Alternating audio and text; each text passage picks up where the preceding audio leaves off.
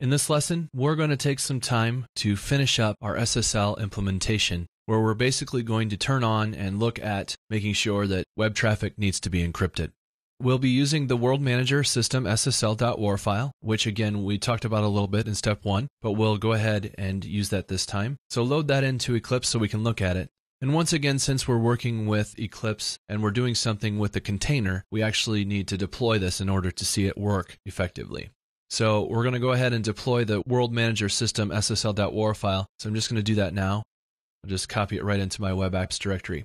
Now I won't turn my server on just yet. We'll do that in a moment. That way we don't have to come back here and worry about moving files at that point. So I want to take a moment to look at what we've done inside of the World Manager system just to make things work. So first of all, there is a file in there I promised, which links to the 7.0 version of the SSL how-to. So if you're just loading this just to see that, here it is. And you can go and finish your SSL stuff and come back and finish this video. Otherwise, the next thing we need to do is modify our web XML file in order to tell our system that we're going to actually be working with SSL.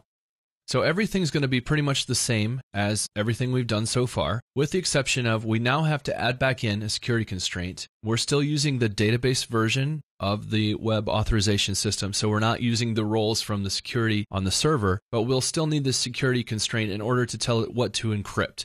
What we'll do is add the security constraint back in with the web resource collection named World Manager System Security. We're going to basically require that anything in protected on the post and get has to be SSL encrypted.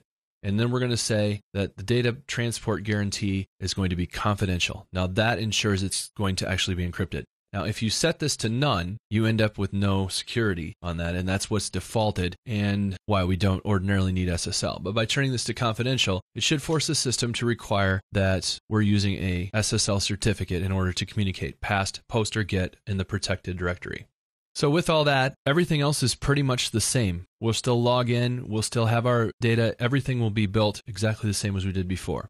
We created the WAR file then, we're going to go ahead and deploy it. So now we'll go ahead and start our server, since I've already moved that file out there. That should hopefully get us running with our SSL project. So we'll just double check and make sure that our project did generate its own folder, and it did. So once again, let's pull up Chrome, and then we'll just browse to it. And so it's HTTPS, localhost 8443, World Manager System, SSL, and then let's go ahead and just go to that directory.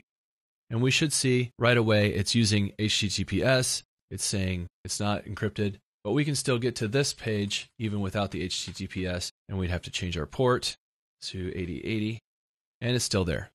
But we try to view cities, it asks us to log in. Now again, this is our web database admin, not the server itself, so that one has to be done against the database.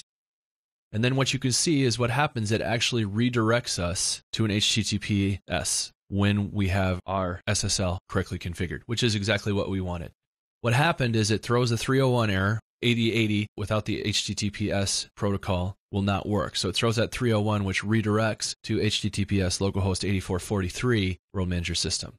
So what we've seen here is how we can configure our SSL security on our server in 3 separate steps, and now we see it actually coming into play and encrypting the traffic across our data for listing cities.